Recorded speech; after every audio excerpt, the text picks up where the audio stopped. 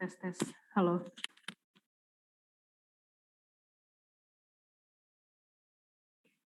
Halo teman-teman Binusian semua, selamat siang. Terima kasih sudah hadir di acara Career Preparation Week Binus Career Virtual Job Expo ke-39 yang ketiga ya untuk Career Preparation Week-nya di hari ini hari Rabu tanggal 6 Juli jam 1.30 siang.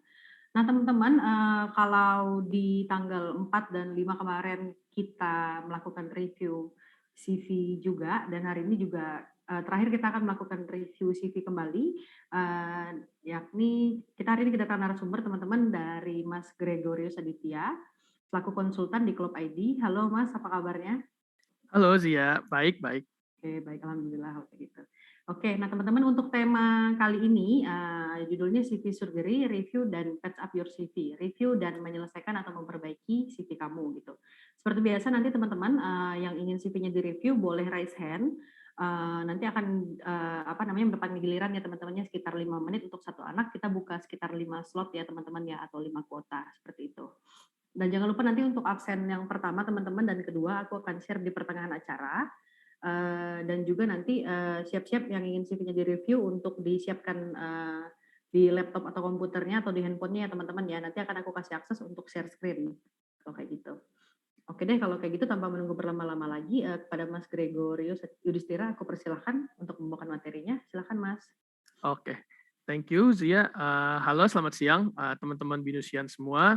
Ya jadi selamat datang di Binus Career Preparation Week kali ini bersama dengan saya Grego dari klub. Jadi ya seperti yang Zia udah sampaikan, hari ini akan berjudul CV Surgery Review and Patch Up Your CV. Jadi sesuai namanya, kalau misalkan orang surgery kan biasanya dibedah tuh, jadi kita buka dulu, kita lihat apa yang mungkin bisa diperbaiki atau mungkin sudah oke. Kalau misalkan ada yang bisa diperbaiki, kita patch up CV-nya seperti itu. Nah, jadi langsung aja, sebelumnya perkenalkan dulu, nama saya Gregorius Yudhistira, biasa dipanggil Grego. Saya di klub adalah sebenarnya konsultan, tapi kalau misalkan di klub itu kita punya kayak title yang memang bisa dibilang kayak title yang kreatif gitu. Kenapa? Karena memang di klub sendiri kita itu adalah kayak sebuah tempat yang memang safe space untuk orang-orang itu bisa menjadi sekreatif mungkin. Makanya di situ saya sendiri pilih title sebagai Notion Grinder, karena saya sebagai konsultan di klub itu bekerja sebagai bos project manager dan juga product manager, di mana saya punya tanggung jawab untuk mengubah ide-ide yang ada itu menjadi sebuah deliverables. Makanya namanya jadi Notion Grinder. Saya sendiri juga punya pengalaman sebagai seorang recruiter. Saya juga punya sertifikasi untuk di bagian TSI, yaitu Targeted Selected Interview, itu dari Daya Dimensi Indonesia. Jadi sudah ada beberapa pengalaman lah memang untuk merekrut, terus mereview CV dan juga melakukan wawancara kepada kandidat seperti itu. Ya, jadi sedikit aja perkenalan mengenai klub. Jadi mungkin teman-teman juga bertanya kenapa mungkin kayak dari klub gitu pembicara. Jadi sebenarnya klub sendiri itu adalah bagian dari Daya 5. Daya 5 sendiri itu adalah sebuah perusahaan yang memang punya pengalamannya di bidang manajemen SDM. Jadi emang yang berhubungan dengan pengembangan area karir itu emang adalah specialty dari Daya 5. Dan klub sendiri mungkin kalau teman-teman ada yang udah pernah pakai, udah pernah dengar, atau mungkin belum pernah dengar sebelumnya, klub sendiri sebenarnya adalah sebuah platform atau sebuah website yang tujuannya itu adalah kita sebenarnya job seeking platform, job seeking website yang bertujuan untuk memberikan equal opportunity untuk semua orang, terutama untuk kalangan-kalangan muda. Jadi teman-teman yang mungkin sekarang lagi job seekers juga, lagi mau cari-cari kerja, nah nggak ada salahnya tuh mungkin bisa coba cari kerja juga di klub. Siapa tahu memang nemu kerjaan yang klub juga kayak gitu. Nah, jadi sedikit soal klub. Kalau teman-teman mungkin nanti setelah kita selesai dengan review CV ini, teman-teman tuh bisa juga ke klub untuk jadi di klub tuh ada beberapa fitur, mulai kayak teman-teman bisa melakukan sebuah tes. Jadi kita punya beberapa deretan tes psikometri yang itu bisa mengukur potensi teman-teman yang akhirnya nanti secara algoritma itu akan dicocokkan dengan perusahaan-perusahaan yang cocok dengan teman-teman. Jadi teman-teman bisa nyari kerja juga di situ dan nanti dikasih tahu kira-kira pekerjaan yang perusahaan yang cocok, terus kira-kira cocoknya kerjanya jadi apa, itu ada. Dan di situ juga ada beberapa video-video tentang pengembangan diri yang teman-teman bisa akses, dan juga ada event-event yang teman-teman bisa lihat yang dijalanin oleh klub. Jadi itu sedikit tentang klub. Nah, sekarang kita akan mulai masuk ke dalam acaranya sendiri, ke dalam inti acaranya, yaitu kita akan membedah CV sebelumnya. Jadi nanti untuk kali ini kita akan ngasih tahu dulu nih sebenarnya kayak latar belakang dari kenapa sih CV dibutuhkan, terus apa sih yang teman-teman mesti perhatikan dalam membuat CV gitu. Baru nanti kita akan ada semacam latihan juga teman-teman. Jadi nanti teman-teman bisa lihat kira-kira CV mana yang oke dan mana yang enggak. Baru nanti setelah itu kita akan coba review CV yang teman-teman udah siapin kayak gitu. Nah, mungkin ya sebelumnya teman-teman tadi aku sempat nanya ya ke Zia di sini. Jadi rata-rata emang yang teman-temannya udah jadi job seekers ya gitu.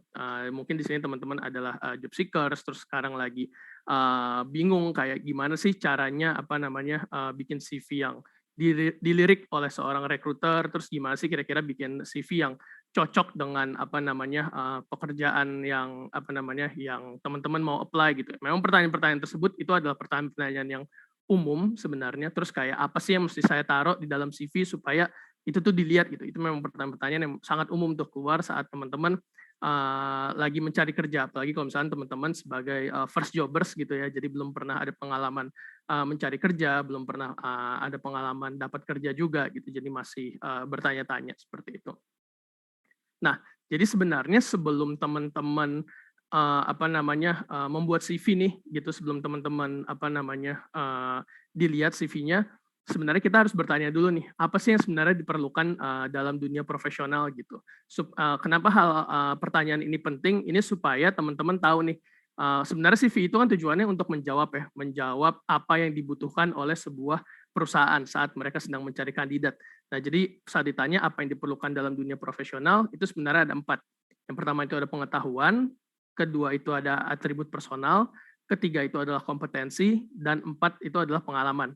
Jadi sebenarnya secara garis besar 4 hal tersebut ini adalah hal-hal yang dirasa penting nih diperlukan dalam dunia profesional, dan ini yang akan dilihat secara umum oleh seorang recruiter seperti itu. Dan ini sebenarnya teorinya bukan saya yang bikin-bikin sendiri, ini adalah teori yang memang sudah dibuktikan juga oleh dari Development Dimensions International. Jadi ini disebutnya sebagai success profile model. Jadi ini adalah profil sukses yang memang dilihat dalam dunia profesional seperti itu. Nah, jadi memang idealnya 4 aspek ini yang diperlukan oleh setiap orang untuk sukses dalam pekerjaan atau peran yang mereka lakukan. Lalu jadi kita bahas satu-satu ya. Sebenarnya kalau pengetahuan itu seperti apa? Pengetahuan itu jadi sebenarnya segala sesuatu yang teman-teman ketahui gitu. Mulai dari pendidikan formal, non formal, jadi teman-teman selama berkuliah, teman-teman sekolah, terus mungkin teman-teman kalau non formal tuh teman-teman ngambil UKM atau teman-teman gabung organisasi.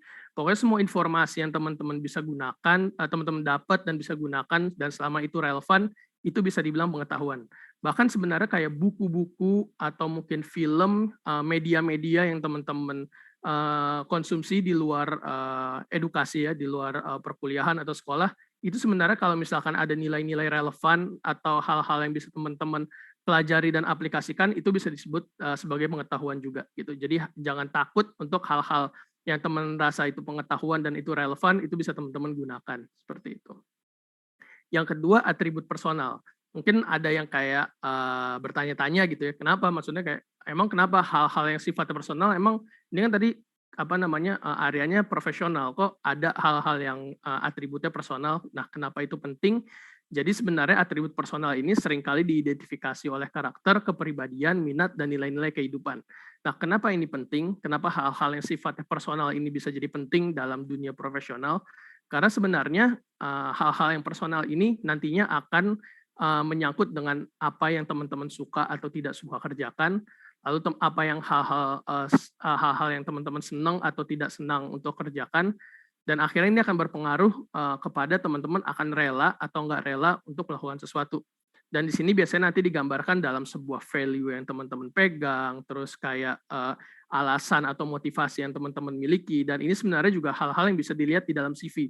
Jadi biasanya kelihatan tuh kayak kalau misalkan punya pengalaman, either itu organisasi atau mungkin pengalaman magang, organisasinya di mana, magangnya di mana, mata kuliah yang kalian jurusan yang kalian ambil apa, itu biasanya suka berhubungan juga dengan atribut personal kalian. Karena biasanya nanti dari CV itu dilihat kayak, oh ini kira-kira yang sama apa sih, kesetaraannya apa sih dalam atribut personal dia, dan ini biasanya nanti dilanjutkan juga dalam sebuah interview gitu, kayak kenapa kalian ngambil, misalnya kalau kalian kayak saya ngambil psikologi, itu ditanya biasanya kenapa kamu ngambil psikologi, itu kan sebenarnya bisa jadi kayak hal-hal yang lebih personal seperti itu.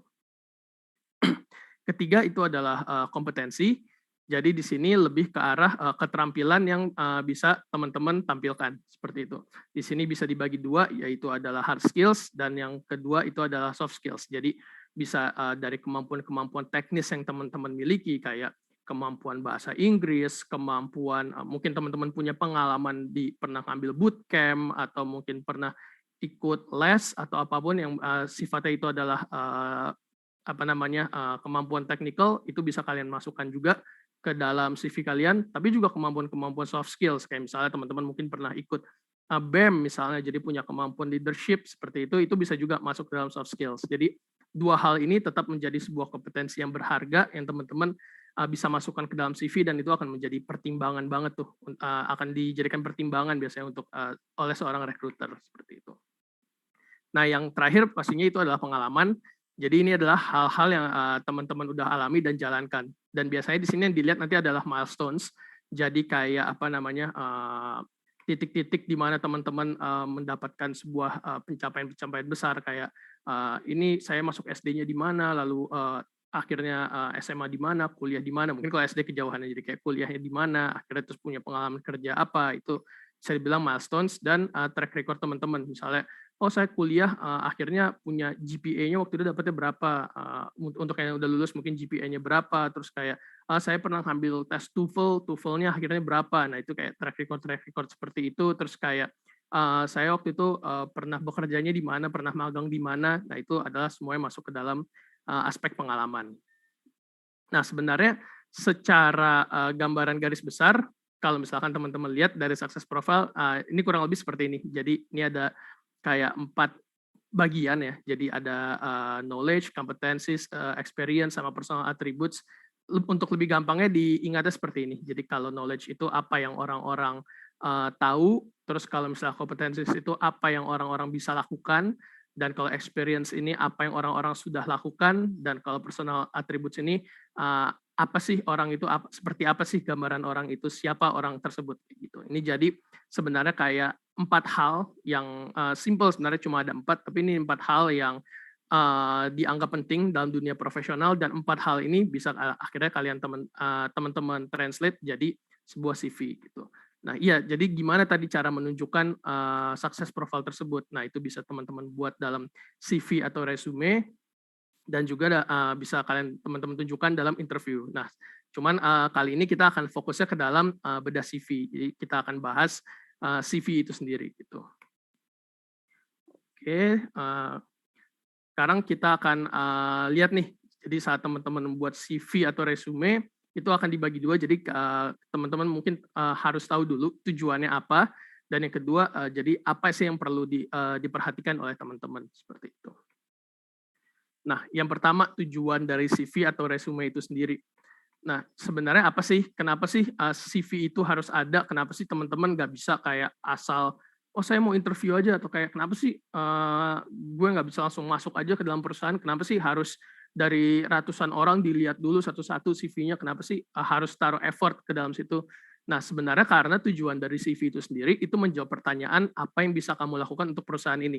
Nah, dengan teman-teman tahu nih tujuan dari CV ini, teman-teman jadi tahu nih kira-kira apa sih yang harus saya taruh ke dalam CV saya seperti ini. Nah, dengan teman-teman kayak menjawab pertanyaan apa yang bisa kamu lakukan dalam perusahaan ini, teman-teman jadi bisa lihat nih, misalnya saya mau kerja di perusahaan manufaktur, akan lebih baik teman-teman taruh pengalaman, atau mungkin CV-nya itu dibuat ke arah yang bisa begitu rekruter lihat, mereka langsung lihat nih, oh orang ini kalau misalkan saya hire atau saya coba lolosin CV-nya, mungkin dia bisa membantu di bagian perusahaan manufaktur ini. Atau misalnya teman-teman mau kerja di bidang kreatif, nah teman-teman bisa nih buat CV teman-teman itu jadinya lebih ke arah yang kayak menjawab pertanyaan perusahaan tersebut. Kira-kira, oh saya kalau lihat CV ini, saya kayaknya akan, kalau dan saya hire, kayak saya akan tergambar tuh saya akan terbantu deh dengan adanya orang ini gitu. Jadi CV itu harus bisa menjawab tuh pertanyaan kayak apa sih yang bisa teman-teman lakukan untuk perusahaan ini.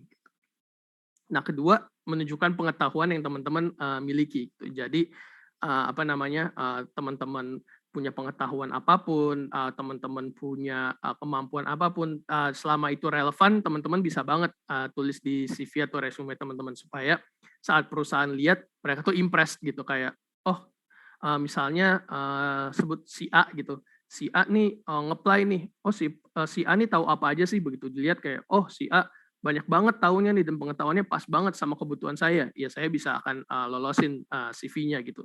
Mungkin kalau nanti ada yang kurang jelas, saya bisa tanya di interview. Tapi saat misalnya dilihat, oh si B, misalnya si B, lihat CV-nya gitu, waktu dia lihat kayak pengetahuannya mungkin nggak terlalu banyak, atau mungkin banyak tapi nggak relevan, itu bisa aja langsung di-skip kayak, aduh ini kayaknya nggak cocok deh, kayaknya nggak, pengetahuannya itu bukan sesuatu yang kurang atau mungkin sesuatu yang bukan kita butuhkan. Gitu. Jadi bisa balik lagi ke yang pertama, pengetahuan yang teman-teman milikin pun sebisa mungkin itu harus menjawab pertanyaan apakah itu bisa membantu perusahaan apa tidak, seperti itu. Nah, yang ketiga, CV itu harus memberikan informasi mengenai pengalaman atau hal-hal yang teman-teman sudah lakukan di masa lalu. Dan lebih detail, itu sebenarnya lebih baik. Gitu. Sebenarnya bukan detail kayak ada hal-hal yang kayak kurang penting, terus semuanya teman-teman masukin, itu enggak. Tapi sebenarnya lebih ke detail di sini itu adalah ada penjelasan kayak point by point. Sebenarnya itu akan kita bahas juga di bagian contoh CV.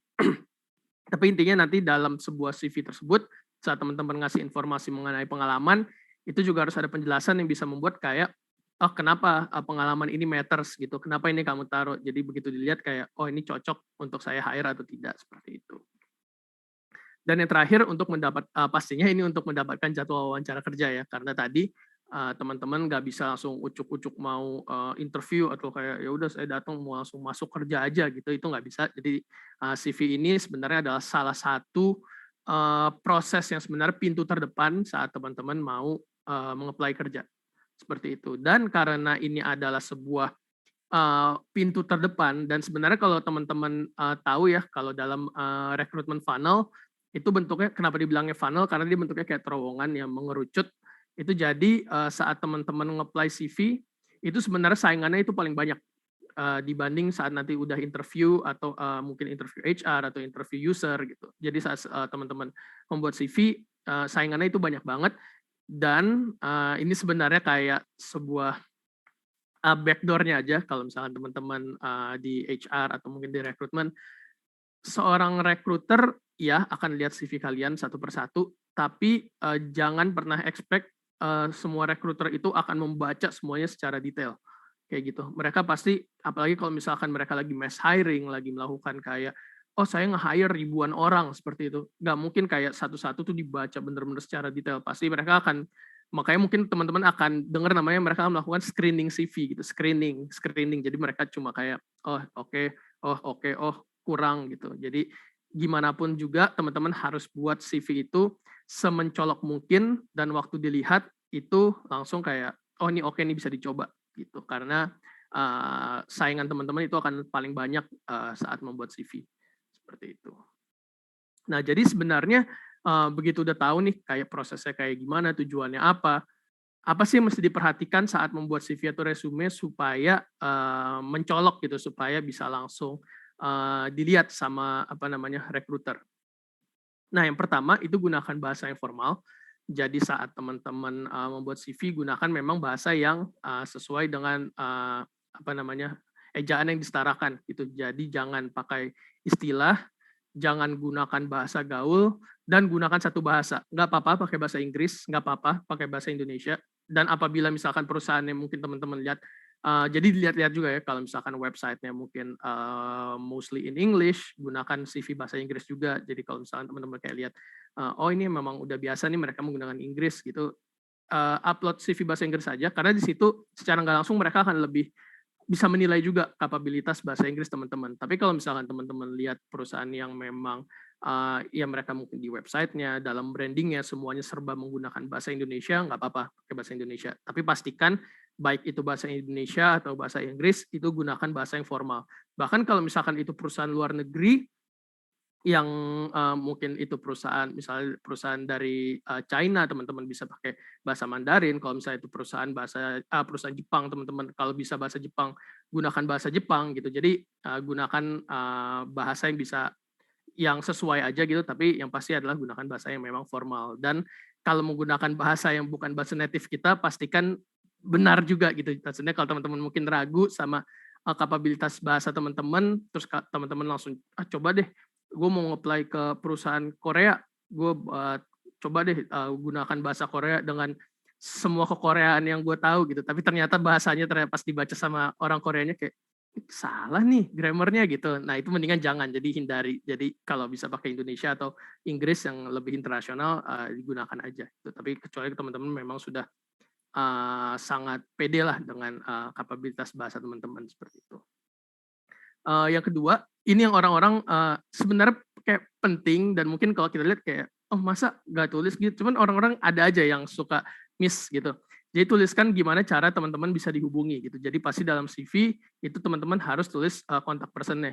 Gimana teman-teman bisa dihubungi, teman-teman tulis nomor telepon teman-teman yang aktif, email yang aktif, dan mungkin nggak ada salahnya juga nulis alamat, meskipun kayaknya udah jarang ya, maksudnya perusahaan akan mencoba menghampiri rumah teman-teman untuk memberikan follow up seperti itu. Cuman nggak ada salahnya untuk menuliskan cara menghubungi teman-teman. Dan ini ada aja yang miss gitu, kayak kadang sayang kan kalau misalkan teman-teman sampai CV-nya udah bagus, udah impresif, terus orangnya tertarik, wah ini saya mau hubungi lebih lanjut, pas dilihat nomornya nggak ada gitu. Dan mungkin kalau nyari nama, ya nyari nama di internet atau mungkin mau coba nyari nama di LinkedIn misalnya, bisa jadi punya nama yang sama kan, kecuali misalnya let's say namanya Budi di BINUS gitu cuma ada satu, ya nggak masalah gitu. Cuman mungkin saat nyari Budi di universitasnya di BINUS mungkin ada banyak kayak gitu. Jadi dia nggak bisa ngubungin lewat LinkedIn juga. Jadi cobalah untuk tulis nomor yang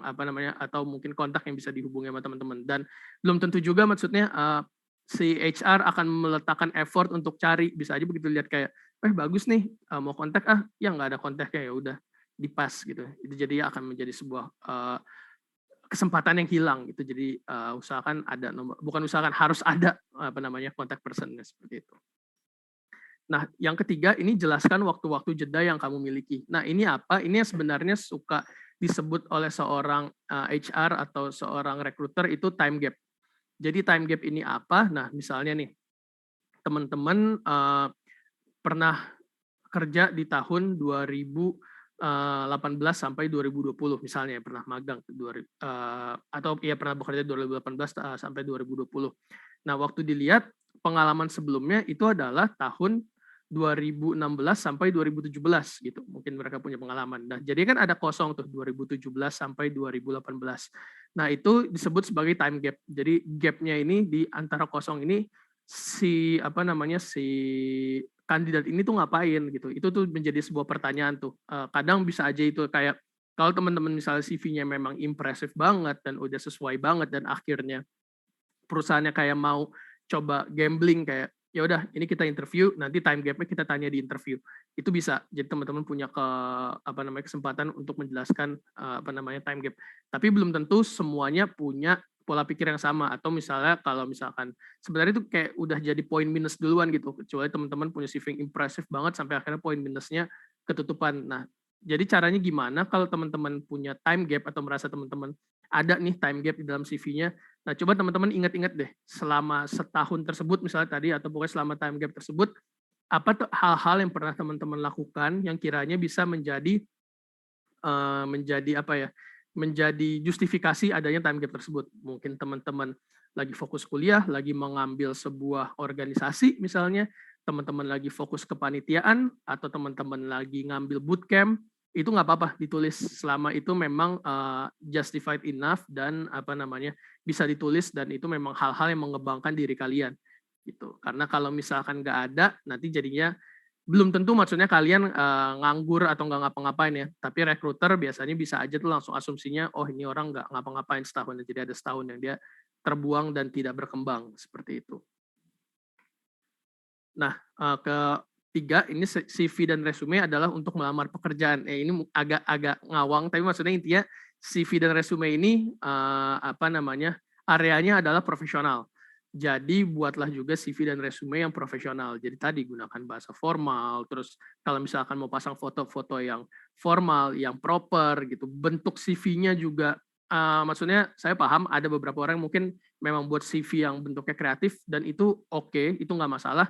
Tapi kadang ada juga nih yang bikin bentuk CV-nya kayak kreatif nggak apa-apa, cuman kayak mungkin nggak pas untuk tempatnya karena waktu itu saya pernah waktu jadi recruiter di sebuah company dan itu di bagian memang holding company dan dia mau ngelamar di situ, tapi bentuk CV-nya itu adalah kayak digunting dengan bentuk badannya dia, jadi bentuk CV-nya bukan kertas gitu, jadi emang kayak berbentuk badannya dia.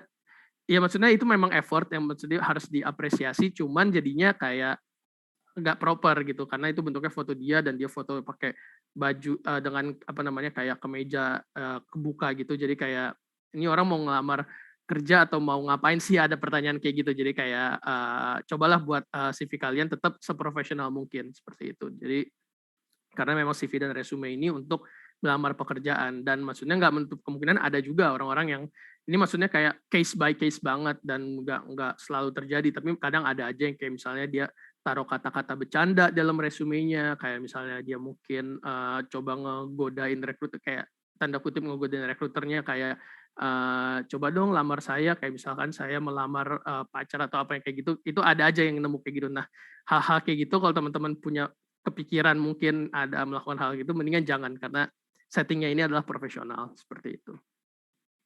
Dan yang pasti ringkas, padat, dan jelas. Kenapa? Karena maksudnya teman-teman harus tahu juga tadi dalam CV itu teman-teman apa namanya saingannya banyak, ada ratusan bahkan kadang ribuan orang yang apa namanya naruh CV dan recruiter itu punya waktu yang terbatas juga.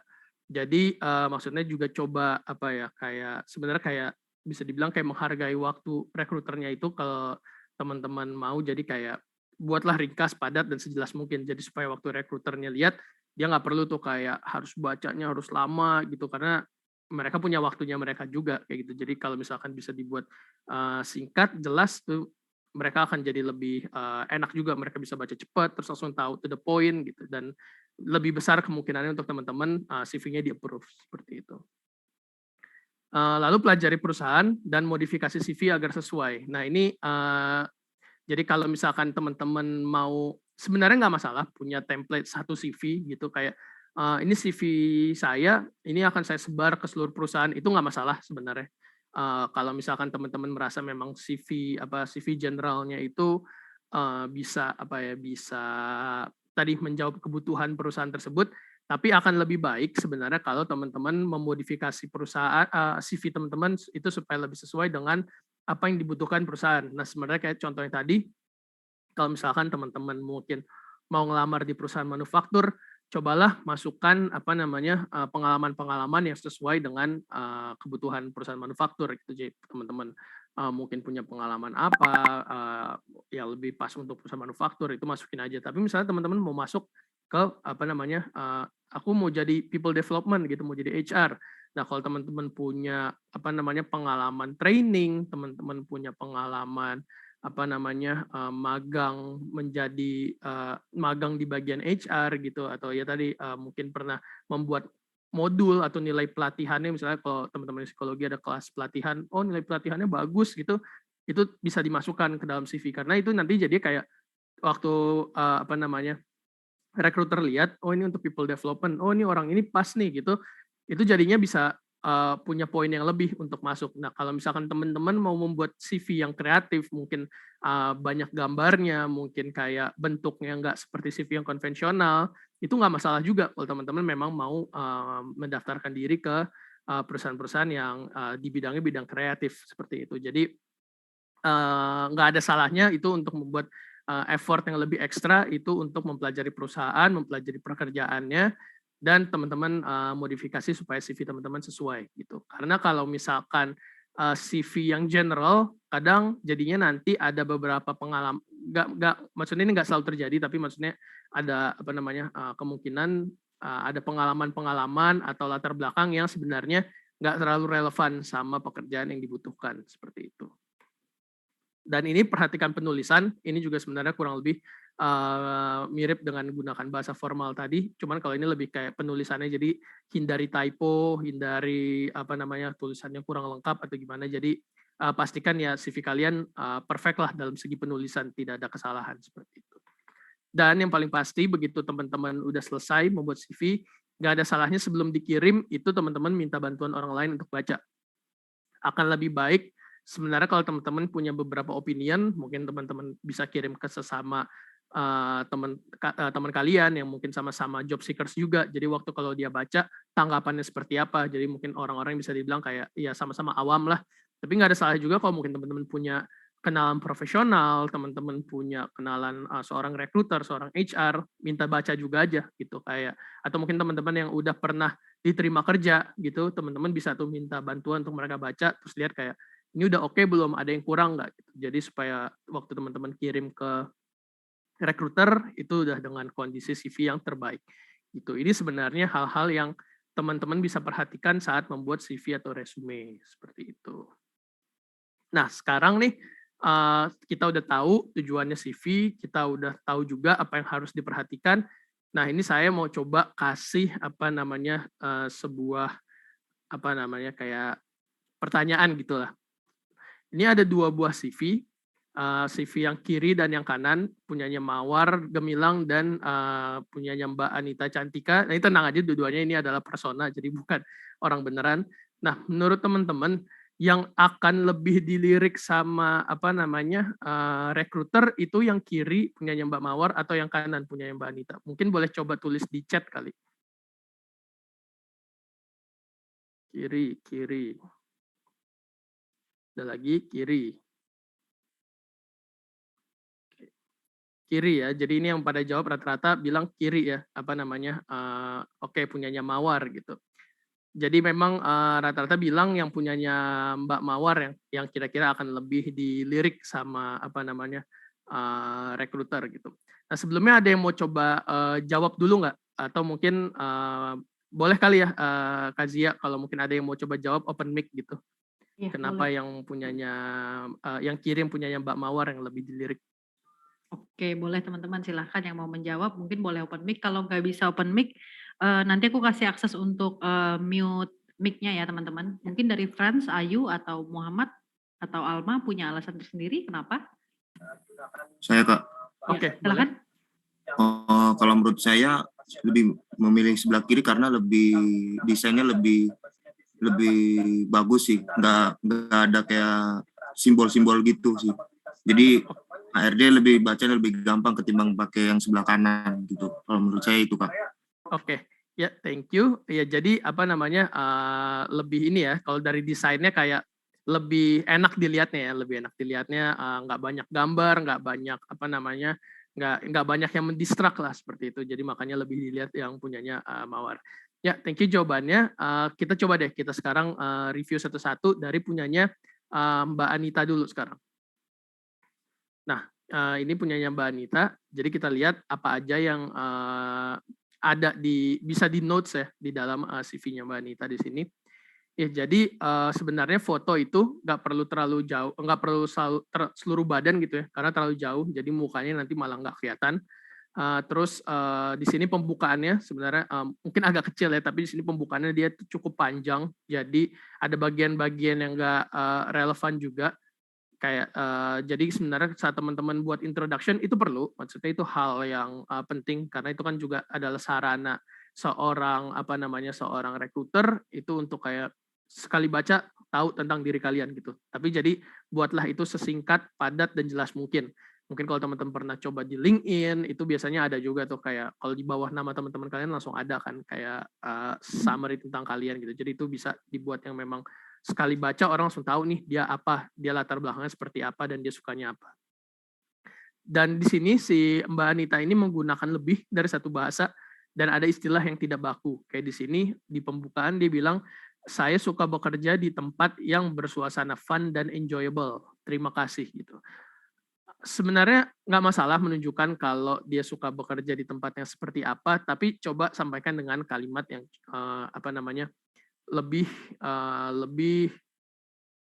lebih formal gitu. Kalau di sini kan dia menggunakan 2 bahasa juga ya, fun dan enjoyable. Sebenarnya bisa teman-teman nulis kayak, saya punya pengalaman seperti apa, terus kayak saya punya aspirasi seperti apa, atau saya suka saya memiliki ketertarikan untuk bekerja di tempat yang misalnya kalau misalkan fun dan enjoyable, misalnya kayak tempat yang kreatif gitu. Ada bahasa-bahasa yang lebih enak menggunakannya kayak tempat-tempat yang mendukung mendukung kebebasan berpendapat misalnya yang kayak gitu-gitu. Jadi atau tempat-tempat yang mendukung pola pikir yang kreatif. Jadi bisa menggunakan bahasa-bahasa seperti itu. Nah, terus di sini di bagian pengalaman ini pengalamannya ditaruh sama dia. Jadi dia pernah jadi kontributor majalah, dia pernah jadi asisten guru, terus sekolahnya di mana itu ditulis, tapi nggak ada detailnya, nggak ada penjelasannya. Jadi sebenarnya di sini nggak ditulis sama dia kayak waktu dia jadi kontributor majalah nih di majalah Gaya Hidup Kandara, dia tuh ngapain aja sih gitu. Itu sebenarnya teman-teman perlu tuh taruh supaya apa? Maksudnya teman-teman nggak usah kayak bikin paragraf pengalaman atau kayak selama misalnya si Mbak Anita ini selama setahun itu ngapain aja semua ditulis, itu nggak perlu, teman-teman tinggal bikin pointers aja, terutama hal-hal yang penting ya, makanya tadi kayak dibilang track record dan milestones. Nah, tapi di sini Mbak Anita nggak melakukan nih, jadi begitu saya lihat misalnya dia masuk CV-nya, dia bilang kayak, saya kontributor majalah di majalah Gaya Hidup Kandara. Ya, tapi di situ ngapain gitu, sebagai apa, di kontributor majalah tuh tugasnya ngapain, itu tuh nggak kegambar buat saya seperti itu. Dan jadi ya karena saya nggak tahu dia ngapain, ya akhirnya nggak saya ambil CV-nya seperti itu. Juga riwayat akademik, ya maksudnya nggak masalah tulis SMA di mana, SD di mana, tapi kalau misalkan mungkin ada pengalaman-pengalaman, itu bisa juga ditulis di dalam riwayat akademik seperti itu. Di sini juga ada time gaps yang nggak terjelaskan, kayak setelah dia dari SMA, habis itu jadi asisten guru, terus jadi kontributor majalah, itu tuh banyak banget tuh time gaps-nya kayak setelah jadi asisten guru, habis itu jadi kontributor majalah, apakah itu ada time gaps, terus kayak dari SD, SMA, habis itu nggak ada juga dia tulis kuliahnya, jadi bener-bener kayak ada waktu yang hilang di sini kayak itu nggak dijelasin. Jadi itu yang sebenarnya harusnya teman-teman masukin. Nanti yang untuk time gaps ini teman-teman lebih detailnya bisa lihat tuh di CV berikutnya punyanya Mbak Mawar seperti itu. Terus di bagian minat utama, nah ini sering banget nih sebenarnya terjadi kalau teman-teman lihat di CV. Mereka mungkin ada orang-orang yang maksudnya punya skill-skill tertentu dan ingin ditunjukkan, itu nggak masalah banget, teman-teman pasti punya skill, harus dibanggakan dan harus ditunjukkan. Tapi banyak banget yang bikin sebuah grafik kayak ini, jurnalistik 50%, membaca 75%, public speaking 50%, programming 75%. Nah sebenarnya ini kan maksudnya orang ini ingin menunjukkan ya, kayak dia tuh punya kemampuan di bidang programming dan membaca yang tinggi gitu, dan public speaking dan jurnalistik yang cukup lah gitu. Tapi sebenarnya angka-angka ini dan maksudnya bentuk grafik ini bisa nih teman-teman buat di dalam sebuah pengalaman. Kenapa teman-teman bisa bilang punya nilai jurnalistik yang baik? Kenapa teman-teman bisa bilang punya nilai programming yang baik? Dan di sini kayak ada angka-angka 100%, 75%, itu tuh dihitungnya dari mana gitu, 75%. Berdasarkan siapa, kayak ada meterannya tuh tolak ukurnya apa gitu. Itu yang sebenarnya teman-teman mesti perhatikan tuh. Kadang begitu rekruter lihat ini jadinya dibanding kayak oh ini nilainya bagus, malah jadinya kayak ini nggak ada dasarnya gitu. Padahal misalnya bisa aja teman-teman tuh benar, nggak bohong gitu. Cuman karena dibuatnya di susunnya dikemas jadi seperti ini, jadinya sepertinya kayak nggak berdasar seperti itu. Jadi hindarilah kalau misalnya teman-teman punya minat atau kemampuan yang teman-teman ingin tunjukkan, itu dibuat dalam sebuah grafik atau dalam sebuah kemasan yang nggak bisa dibaca secara umum lah dan nggak ada buktinya seperti itu. Dan di sini banyak gambar yang tidak diperlukan ya, kayak yang dibilang tadi. Jadi memang banyak gambar-gambar yang nggak relevan di sini.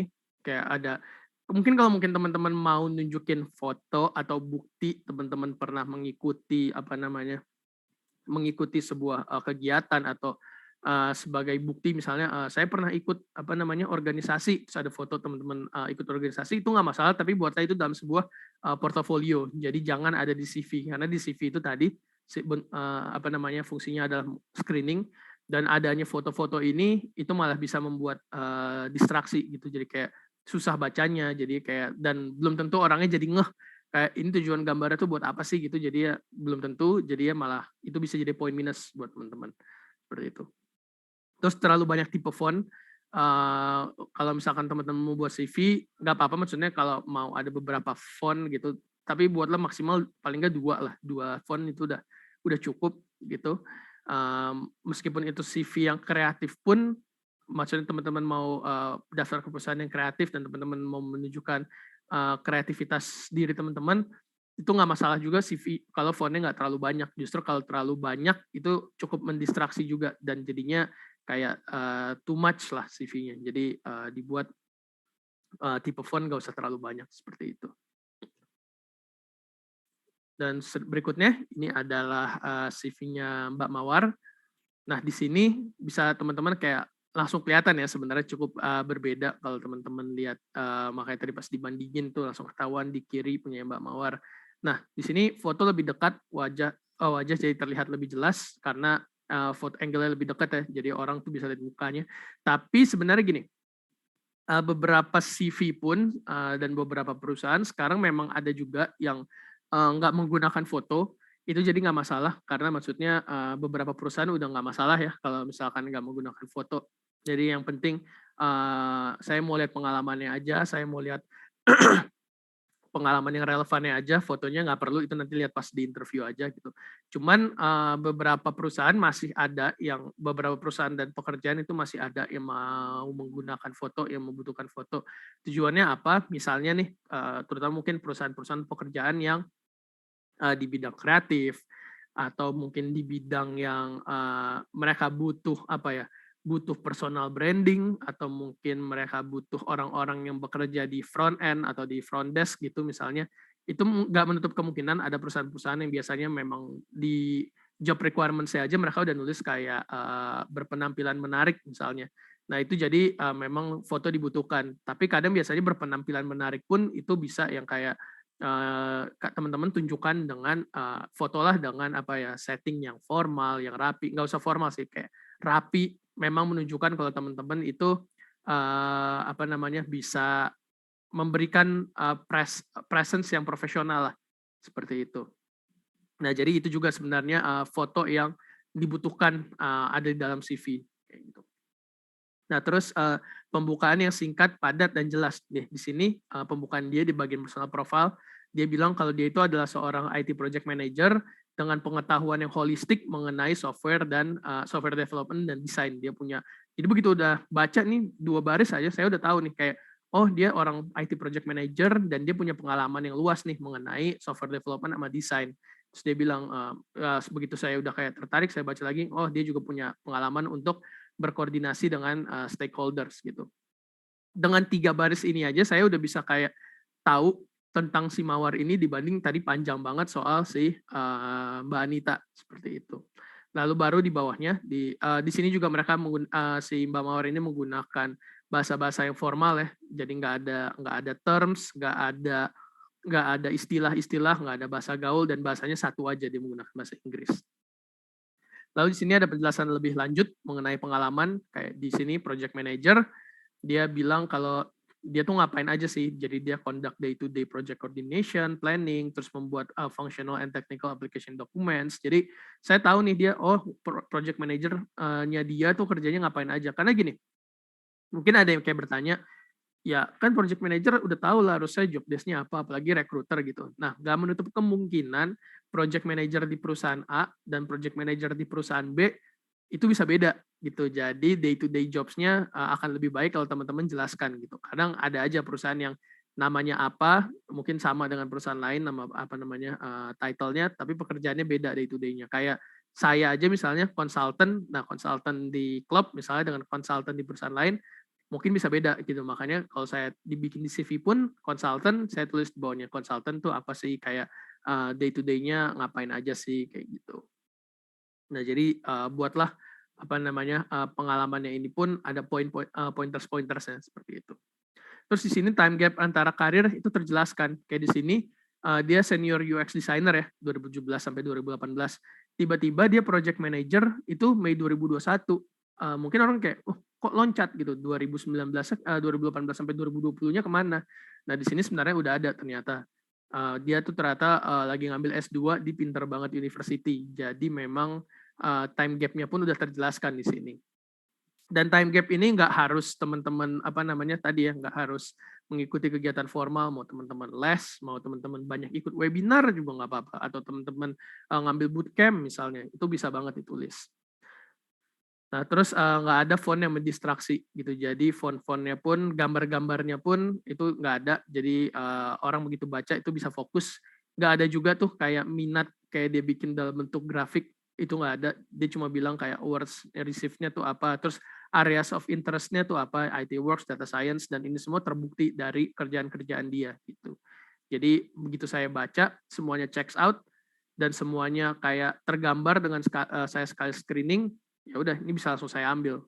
Terutama kalau misalkan dia memang apply-nya di bagian IT kayak gitu.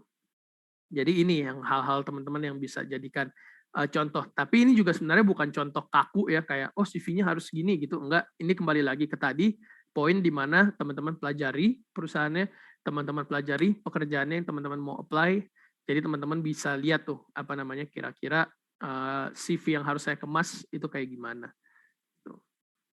Nah, lalu terakhir nih sebelum kita lanjut ke dalam apa namanya review CV teman-teman, ada beberapa hal yang teman-teman harus perhatikan juga nih. Ini mungkin logo-logo yang kita nggak asing ya.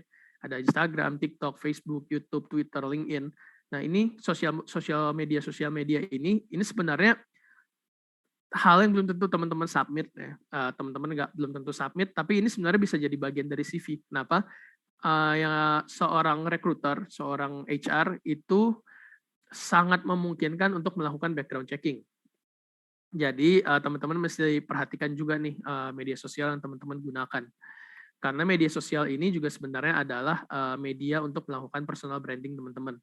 Kayak gitu. Jadi kalau misalkan dilihat CV-nya menarik nih, oke gitu. Mungkin di perusahaan media juga, perusahaan yang memang butuh orang-orang yang selalu tampil di depan, mereka misalnya akan coba checking nih, misalnya saya kayak Gregorius Yudhistira gitu, dia nge-apply terus kayak oke nih kayak Gregorius Yudhistira, terus dicek Twitternya gitu. Oh nggak tahu pas dilihat Twitternya udah nggak di private jadi ketahuan ya, terus nggak tahu dia suka ngomong kotor, ternyata si Gregorius itu suka ngomong kotor, ngata-ngatain perusahaan lamanya kayak gitu, terus kayak wah nggak banget deh gitu. Nah itu bisa aja nih tiba-tiba yang dari dia poinnya soal di CV itu bagus, tiba-tiba pas lihat kayak gini langsung kayak aduh kayaknya enggak nih orangnya kurang bijak nih kayaknya dalam menggunakan sosial media gitu. Kepribadiannya juga mungkin belum tentu 100% itu menggambarkan kepribadian teman-teman ya sebenarnya. Cuman kayak pas lihat kayak aduh kayaknya kalau kayak gini nggak oke deh karena maksudnya itu kayak sebuah apa ya bisa dianggap kayak sebuah extension dari diri kalian kan gitu. Terus kayak mungkin dia lihat konten TikToknya kayak oh isinya ternyata konten TikToknya julid gitu kayak aduh nggak deh nggak banget deh oh ternyata dia udah dikenal buruk sama apa namanya banyak orang karena dia tadi suka bikin konten TikTok julid misalnya kayak gitu. Jadi maksudnya kayak bukan berarti kayak membatasi apa yang teman-teman mau utarakan di sosial media, cuman maksudnya gunakan sosial media teman-teman secara lebih bijak juga lah karena tadi perusahaan nggak menutup kemungkinan mereka akan melakukan background checking terutama ke sosial media seperti itu. Nah itu sebenarnya hal-hal yang teman-teman perlu ketahui untuk mempersiapkan CV teman-teman sebelum teman-teman akhirnya coba menyebar CV teman-teman ke perusahaan-perusahaan dan pekerjaan yang teman-teman inginkan. Sekarang kita akan lanjut ke sebenarnya di sini kayak diskusi, mungkin teman-teman mau ada yang mau coba share CV-nya atau mungkin ada yang mau bertanya. Nah ini boleh banget nih, silakan. Seperti itu. Ini sekalian aku izin stop share ya. Mungkin kalau teman-teman ada yang mau berdiskusi, mau coba tampilin CV-nya, silakan banget.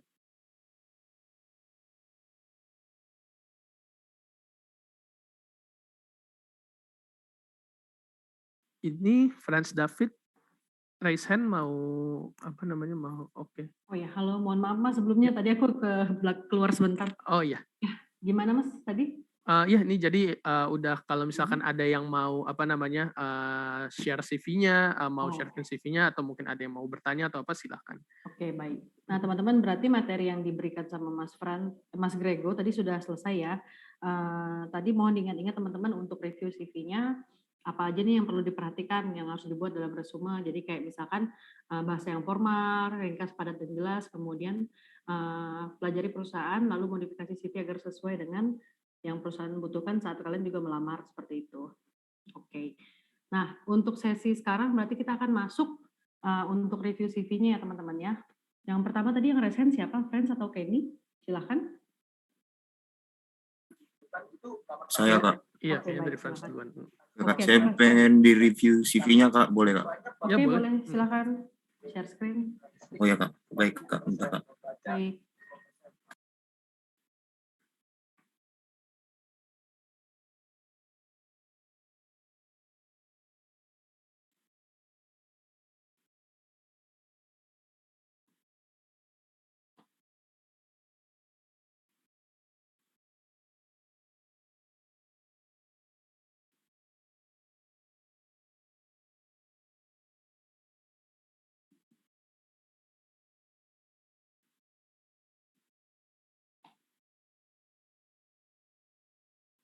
Oke, sekalian aku mau ngingetin teman-teman jangan lupa untuk absen ke 1 ya yang sudah aku share di chat box.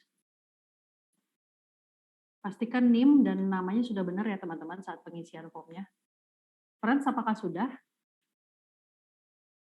Sebentar Kak, lagi ngeloading Kak. Oke.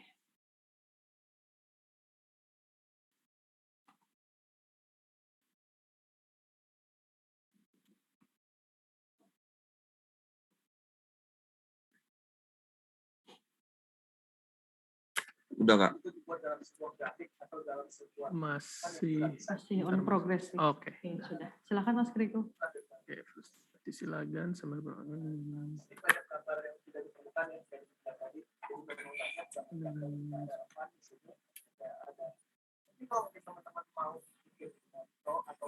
Oke, boleh di scroll sedikit ke bawah, Frans.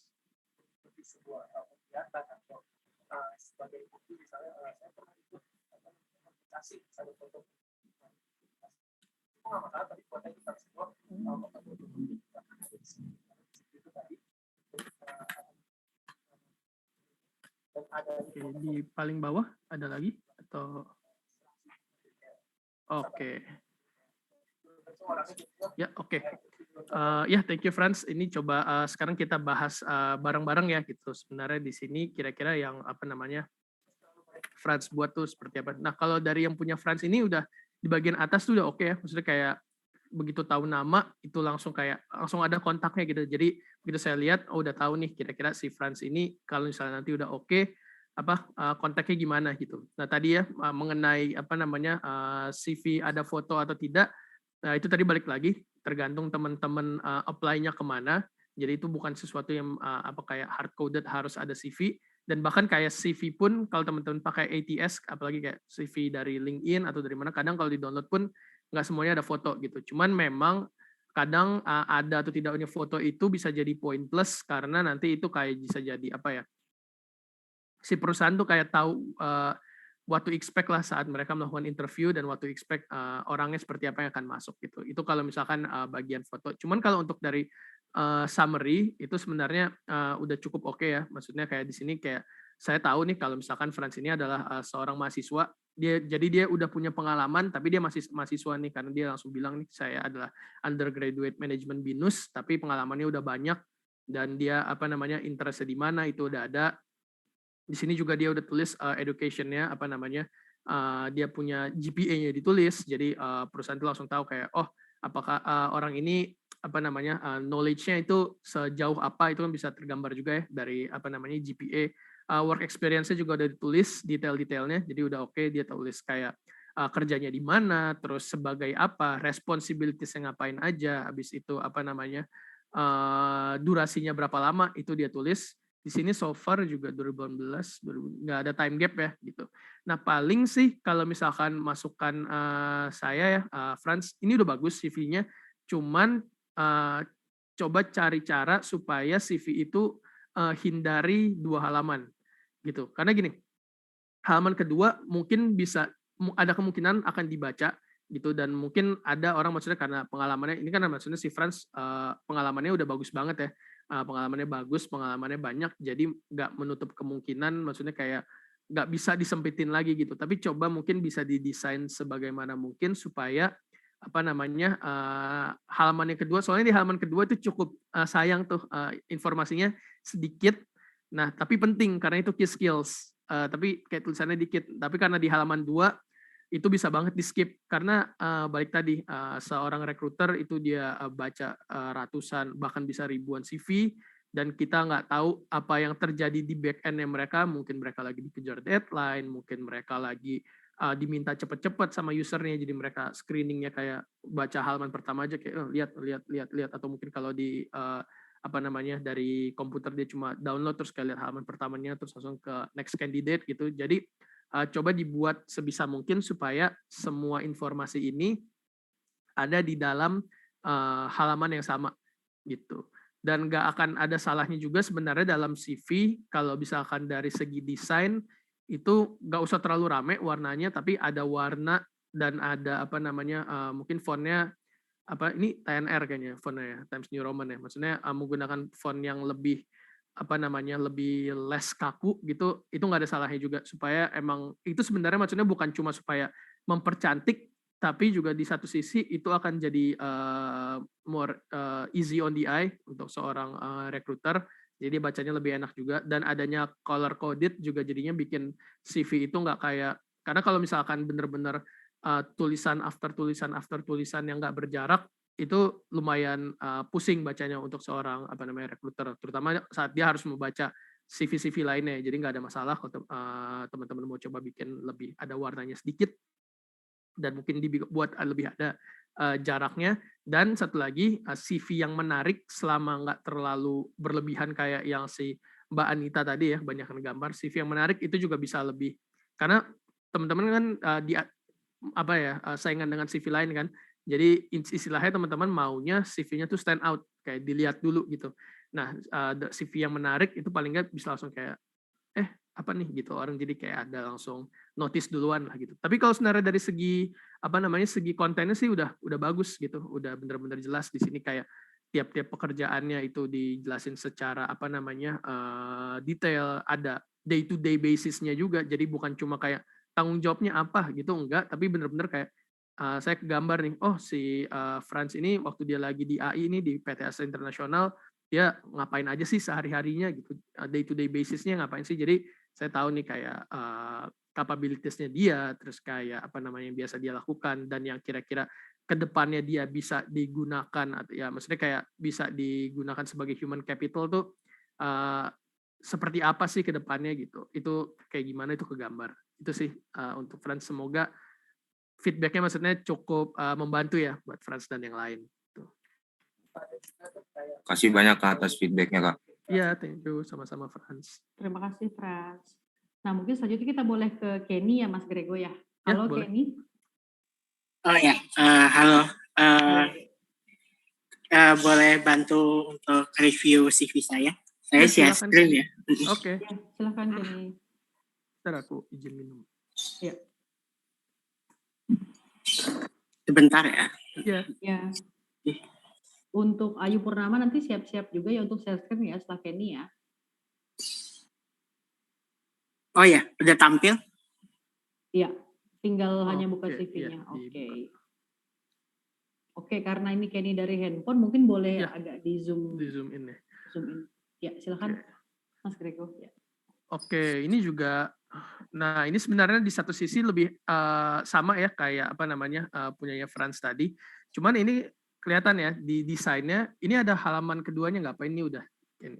Satu aja. Satu aja. Oke, di sini kelihatan ya maksudnya Kenny udah membuat apa namanya CV-nya akhirnya bisa dikemas dalam satu halaman.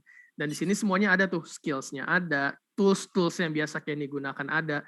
Dan ini biasanya karena ada tools, ada skills, ini tuh bisa nih saya begitu lihat CV-nya masuk, saya biasanya dari Kenny, dari nama, terus lihat bawahnya kan UI UX designer, terus 1 year plus experience, saya langsung ke bawah nih, bisa langsung kayak lihat tools-toolsnya. Oh, dia UI UX, oh dia pakai Figma, dia pakai Adobe XD. Jadi emang udah biasa banget nih biasanya megang UI UX, terutama misalnya kayak pakai Figma nih, oh dia udah katam banget lah. Terus langsung saya lihat atasnya kayak skills-nya dia punya apa namanya UX design ada, UI ada, terus dia punya skill juga sebagai UX research. Nah, biasanya habis dari situ baru saya lihat ke work experience-nya. Oh, ini tergambar nih ternyata pengalaman-pengalamannya Kenny. Dia UX UI designer, kayak di mana, terus kayak day to day-nya apa, terus sebelumnya dia ada UX designer juga. Jadi memang relevan lah, semuanya benar-benar udah kegambar. Dan dari situ baru saya lari ke ada sertifikasinya juga. Jadi itu kayak jadi bukti tambahan lah gitu. Dan nggak ada masalah juga kalau teman-teman naruh, bahkan poin plus kalau teman-teman bisa naruh certifications, atau sebenarnya kan kurang lebih ini kayak tanda kutip bisa dibilang kayak portofolio ya, kayak gitu. Jadi hal-hal yang teman-teman bisa masukin gitu. Terus langsung ada juga kontak-kontaknya. Nah, kenapa tadi mungkin teman-teman kayak bisa, mungkin ada yang kayak bertanya-tanya, kenapa saya lihatnya dari nama Kenny, terus UX UI designer, tiba-tiba larinya ke tools. Nah tadi, karena toolsnya ini sendiri dibuat sama Kenny, ada logo-logonya. Kecil-kecil memang, maksudnya jadi kayak rapet banget semuanya. Tapi logo, karena logonya ini berwarna juga, itu jadi ya tadi ya, color coding, itu bisa bikin kita fokusnya langsung kayak, oh habis baca ini, oh itu tools, oh itu logo, ini berarti logo-logo dari tools-tools yang Kenny gunakan nih gitu. Terus ngelihat ada beberapa warna juga, kayak misalkan UX UI designer itu tebel, warna hitam tebel, terus di bawahnya jadi lebih tipis lagi. Itu jadinya kita jadi bisa ngebedain tuh mana yang penting, mana yang maksudnya kayak kalau teman-teman bikin paragraf, mana yang heading 1, mana yang heading 2, nah itu bisa kayak dibedain. Nah terus ini juga nggak ada fotonya, cuman maksudnya di sini jelas ya, dia seorang UX UI designer, bukan melamar jadi kayak seorang front desk atau seorang model misalnya. Jadi sebenarnya tidak ada foto, itu kayak lebih nggak masalah. Dan di sini biasanya jadinya CV-nya lebih spesifik arahnya, kayak kalau misalkan ditaruh buat ngelamar ke UX UI gitu, UI UX, itu langsung kayak oke banget gitu, kayak oh ya udah cocok, orangnya cocok. Kalau misalnya saya lagi nyari seorang UI UX, saya dapat CV kayak gini, screening baca bentar aja kayak oh ya udah oke, langsung lanjut aja, bisa proses dibuat interview gitu sih. Itu sih paling kalau untuk Kenny pengalaman-pengalamannya. Di sini juga udah dia tulis achievement-nya juga, dia ada poin plus di situ. Untuk time gaps sih nggak ada ya, 2001 Agustus September, iya nggak ada time gaps juga. Jadi udah oke sih kalau misalkan dari CV-nya Kenny sebenarnya udah oke kalau misalkan mau di iniin. Itu dribble. Oke Kak, makasih. Oke.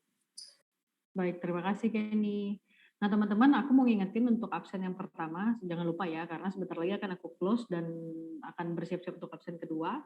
Sama teman-teman yang masih mau di-review CV-nya, nanti boleh raise hand, ataupun kalau nggak mau di-review CV, kalau mau ada pertanyaan, boleh ketik di chat Zoom, ataupun nanti raise hand untuk open mic dan ngobrol langsung sama Mas Grego ya, mungkin terkait CV review dan sebagainya. Oke, yang selanjutnya boleh ke Ayu Purnama. Siang Kak, saya mau minta tolong di review CV-nya. Ya, silakan. Silakan. Oke, saya share screen ya.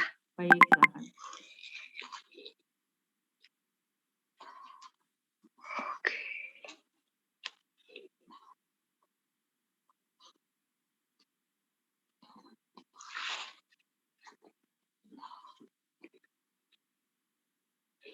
Apakah udah bisa kelihatan Kak? Udah, tinggal buka CV-nya. Ya, tinggal dibuka. Oke, ini. Oke, Ayu Sari. Oke, kalau ini fotonya ada.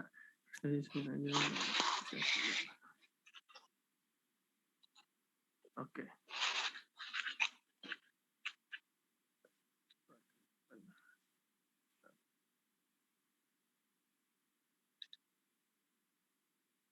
Oke, ini berarti satu halaman juga aja ya? Iya, ya satu halaman. Oke.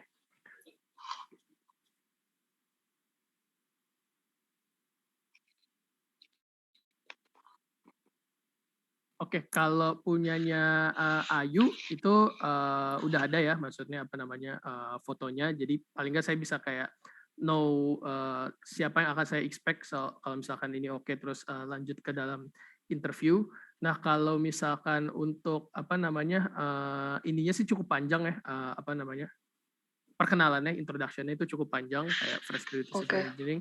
Itu tapi sebenarnya nggak masalah, kayak mau bilang kayak a well-rounded person who likes challenge, enthusiastic, a good self-starter. Nah, cuman sebenarnya kan kayak enthusiastic, a good self-starter, highly self-motivated, willing to learn, innovative thinker, strong leadership.